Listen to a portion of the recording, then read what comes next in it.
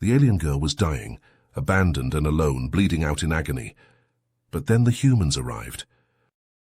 The USS Odyssey, a human exploration vessel, was charting the Andromeda 5 sector when it detected a crippled alien ship. Captain James Pratt ordered an investigation, hoping to recover technology or survivors, but inside the derelict vessel they found only Diath, the insectoid corpses of slaughtered Plurek crew members. Then a faint tapping. Coming from a sealed compartment was a blue-dead Plurek female, barely alive. Protocol mandated, destroying Plurek on sight. Earth was at war with their empire. But Pratt couldn't leave her to die. He ordered the alien brought back to the Odyssey. "Sir, if High Command finds out we rescued an enemy combatant," Commander Reeves warned. "I don't care," Pratt snapped. "We're not leaving someone to die alone in space, human or Plurek. Get her to medical, that's an order." But with a hostile alien aboard as they ventured into Plurek space, the Odyssey now faced grave new dangers. To get home alive, they'd need to unravel the mystery of the derelict and its sole survivor, before the Plurek armada caught their scent. The sickbay was a flurry of activity, as Dr. Patel and his team rushed to stabilize their new patient. He barked orders at the nurses, demanding blood transfusions and life support. The Plurek's vitals were crashing. "I need 20 cc's of coagulant, Stat," Patel shouted. "Her blood pressure is dropping fast. Get me a XK-47 defibrillator charged up and on standby." They had never treated a Plurek before. Hell, nobody had. This was uncharted territory, but a patient was a patient, regardless of how many legs they had. Patel ran a dermal regenerator over the gaping wounds, trying to seal her ruptured exoskeleton. Green blood oozed out as fast as the machine could patch her up. After 6 grueling hours of surgery, the Plurek female was finally stable. Patel collapsed into a chair, exhausted but satisfied. They had done it, pulled off a medical miracle. Now the real challenge began, establishing communication and trust with their new guest. As the Plurek, whom they nicknamed Zara, recovered in sickbay over the following days, the crew managed to modify a universal translator to allow two-way conversations. Zara picked up English remarkably fast. "I owe you my life," Zara clicked through the translator, her compound eyes fixed on Captain Pratt. "Your kindness is unexpected. My people have always been told that humans are monsters, warmongers." Pratt smiled wryly. "Well, we like to keep expectations low. Leaves more room to impress." Zara's antennae twitched, a Plurek gesture of amusement. Then her demeanor turned somber. "Captain, there is something you must know. My ship, we were not on a scouting mission, as you may have assumed. We were fleeing." She went on to explain how a rival Plurek clan, the Krilax, had attacked her ship after she refused to go along with their sinister plot. The Krilax were planning to sabotage a series of human frontier colonies, destroying their life support systems. Thousands would die before help could arrive. "I could not be party to such senseless slaughter," Zara said. "The war, I have seen too much death on both sides already. When I spoke out against the plan, the Krilax turned on us, called us traitors to the Empire. They killed my crew, my friends, and left me to die." Pratt listened, his brow furrowed. This was vital intel. If the Krilax succeeded in their sabotage, it could turn the tide of the war. But one question still nagged at him. "Why are you telling us this? We're your enemy. You owe us nothing." "You saved my life when you could have let me perish, or killed me yourself." Zara's gaze was steady. "I do not wish to see more innocents slaughtered in this war, neither human nor Plurek. If I can help you prevent this attack, I will." She leaned forward. "I can give you information on Plurek ships, tactics, command structures, things that could help you defeat the Krilax and end this conflict." Pratt considered the offer. This was an unprecedented opportunity, a cooperative Plurek defector. It could change everything. He glanced at Patel and Commander Reeves, gauging their reactions. After a long moment, he turned back to Zara and extended his hand. "Welcome aboard the Odyssey." Commander Reeves paced the length of his quarters, his mind racing. He had never trusted Zara, not for a single moment since she came aboard. She was Plurek, the enemy, and now she was roaming freely on their ship with access to their technology and information. It didn't sit right with him. He glanced at the communication terminal on his desk. He had to report this to Starfleet Command. They needed to know about the potential security breach. Mind made up, Reeves sat down and opened a secure channel. Admiral Victor Matheson's stern face filled the screen. Reeves had served under him before and knew him to be a brilliant but ruthless strategist. Commander Reeves, I trust you have a good reason for contacting me on this emergency frequency. Reeves took a deep breath. Yes, sir, we have a situation aboard the Odyssey. Captain Pratt has granted asylum to a Plurek defector. Matheson's eyes narrowed. A Plurek on a Federation starship? What the hell is Pratt thinking? She claims to have intelligence on Plurek military operations, says she wants to help us. And you believe her? Matheson scoffed. No, sir, not for a second. Good, because I don't either. The Admiral leaned forward, his gaze intense. Commander, I'm giving you a direct order. Interrogate that Plurek. Get every scrap of useful information out of her. And then... Reeves felt a sinking sensation in his gut. He knew what was coming next. Dispose of her, Matheson finished coldly. We can't risk her returning to the Plurek with knowledge of our ship and crew. But, sir, the captain has guaranteed her safety. She's under his protection. And now she's under yours, Commander. Follow your orders. Matheson out. The screen went dark, leaving Reeves in turmoil. Interrogate Zara, kill her in cold blood, and lie to his captain. Could he do it? Even if she was the enemy, it felt wrong. He needed to talk to someone. Not Pratt, not yet. But there was one other person who had gotten close to Zara. Reeves exited his quarters and made his way to engineering. He found Lieutenant Commander Torres hunched over a console, absorbed in her work. Torres, got a minute? She glanced up, surprised. Commander Reeves, what can I do for you? He motioned for her to join him in a side room, away from prying ears. Once the door shut, he turned to face her. It's about Zara. I just got off a call with Admiral Matheson. He's given me orders. I don't know if I can follow them.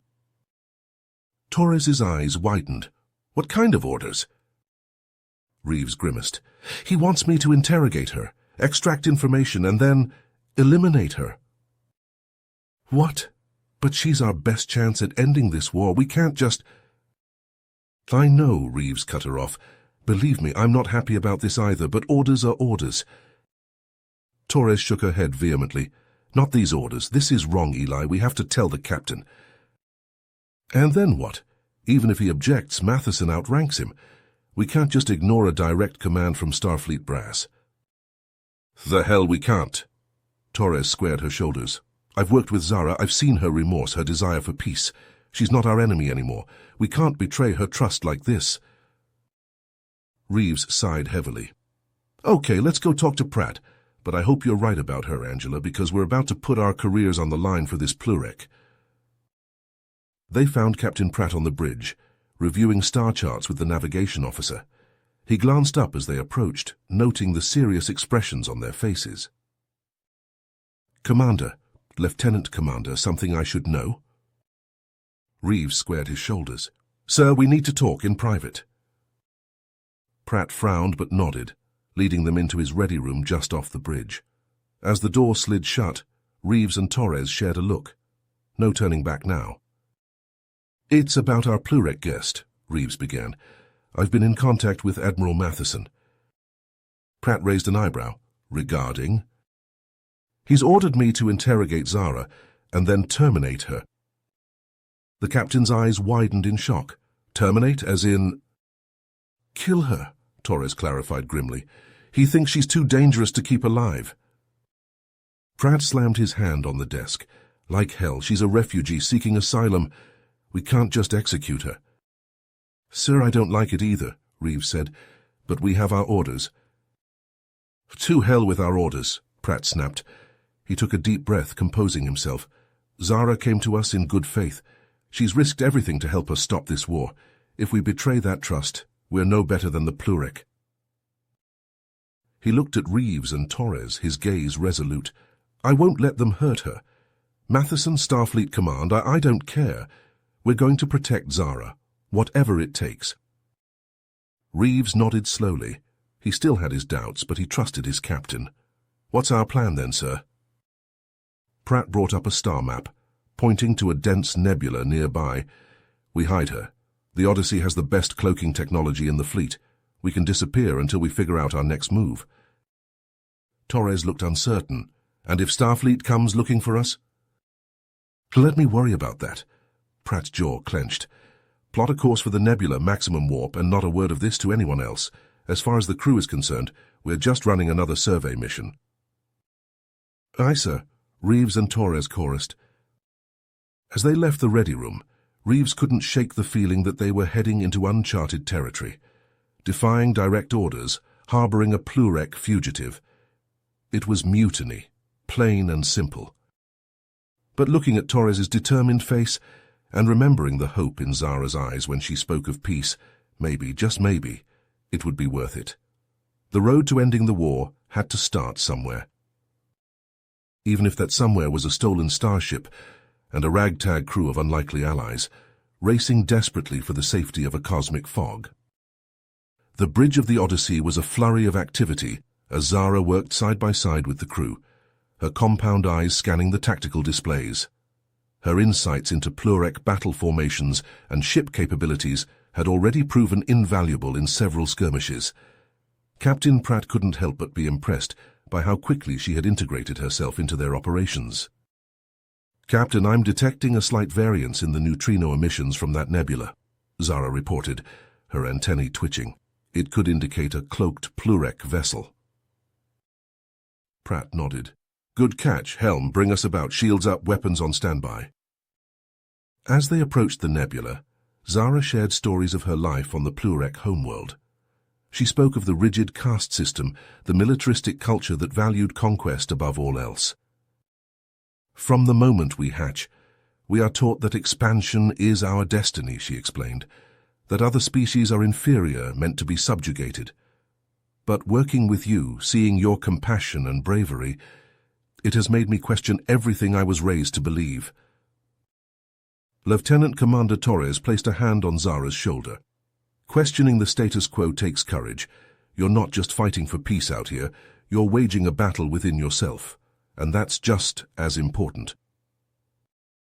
Zara's mandibles twitched in a Plurek smile. "Thank you, Angela. Your friendship has meant more than you—" The ship suddenly rocked violently as a barrage of plasma torpedoes slammed into their shields. Alarms blared and sparks flew from overloaded consoles. "Report!" Pratt barked. "Plurek stealth ship decloaking off our port bow," Reeves shouted over the chaos. "Shields down to 60%. On the view screen, a menacing Plurek warship shimmered into view, its hull bristling with weapons. Zara's eyes widened in recognition. "That's my brother's ship," she whispered. "Zavok." Pratt gripped the armrests of his chair as another volley struck the Odyssey. "Evasive maneuvers. Return fire, all batteries." The two ships careened through space, trading blows in a deadly dance. But the Plurek vessel was faster, more maneuverable. It darted in and out of phaser range, hammering the Odyssey's weakening shields.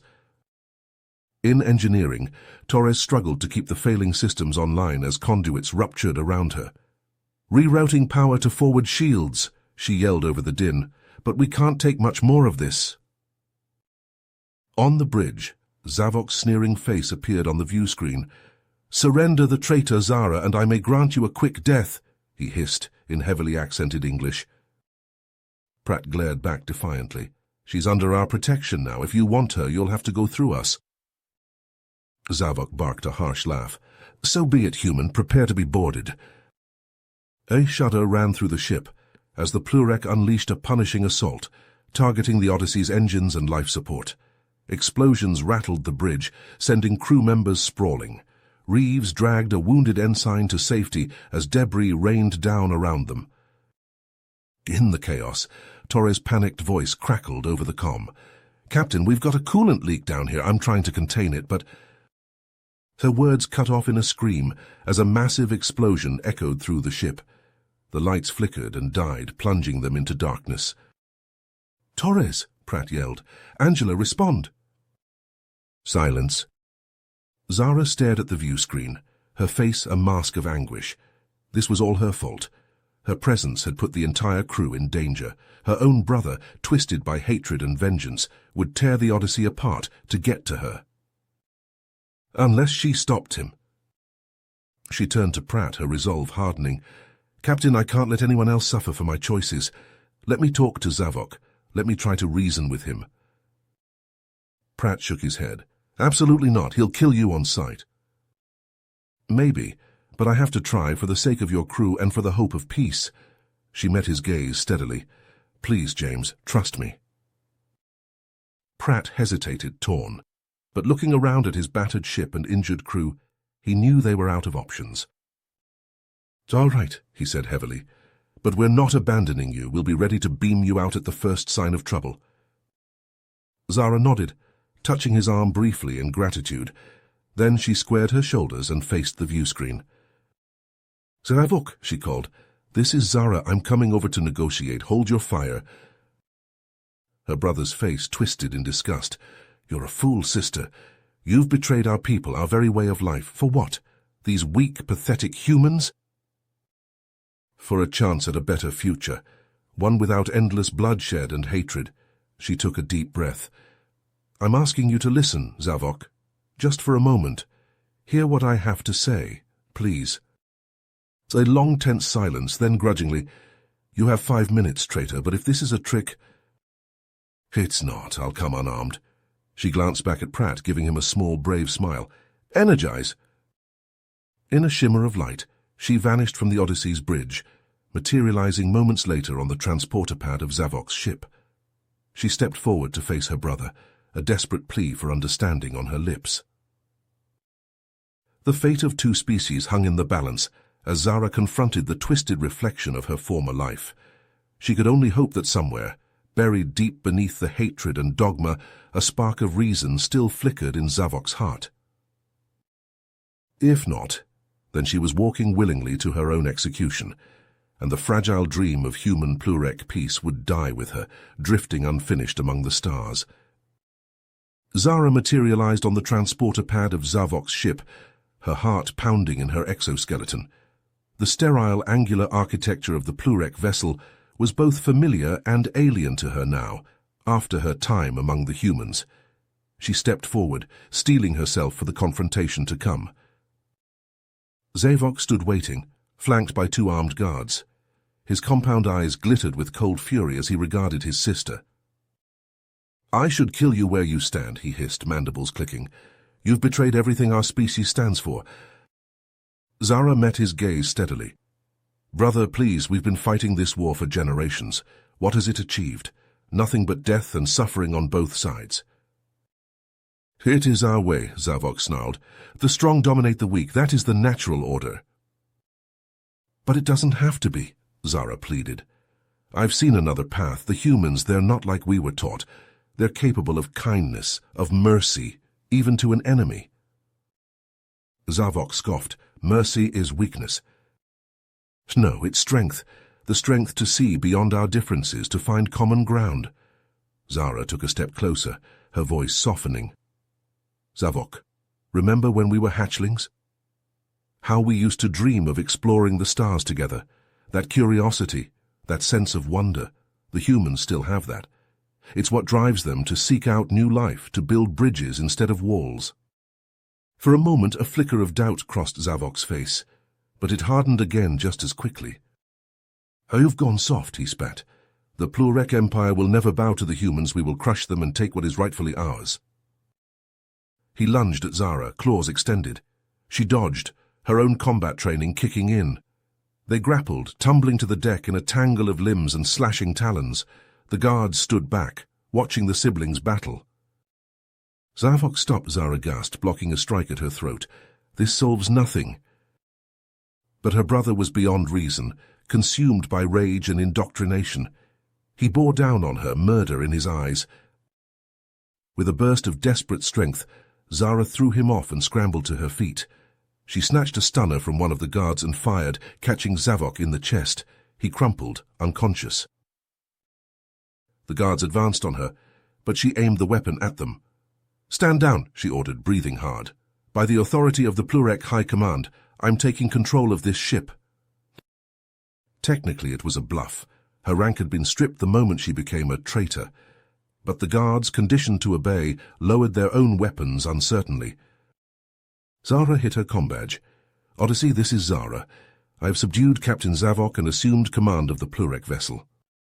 Pratt's voice crackled back, tight with concern. "Are you all right? What's your status?" "I'm unharmed, and I have a proposal." She took a deep breath. "Captain, I believe it's time for a truce. A meeting between human and Plurek representatives to discuss a path to peace. No more bloodshed, no more hatred. Just a chance to talk, to understand one another." There was a pause, heavy with the weight of the moment. Then Pratt replied, "I agree, it's time we put an end to this conflict, for all our sakes." Arrangements were made, and the two ships maneuvered to face each other, a standoff transforming into a hesitant olive branch. Shuttles were dispatched, bearing the emissaries of two war-weary civilizations. In the docking bay of the Odyssey, Captain Pratt and Zara stood side by side, watching as the Plurek delegation disembarked. It was a surreal sight, the insectoid aliens striding across the deck to meet their human counterparts, not with weapons drawn, but with a cautious openness. As the two groups converged, Pratt glanced at Zara.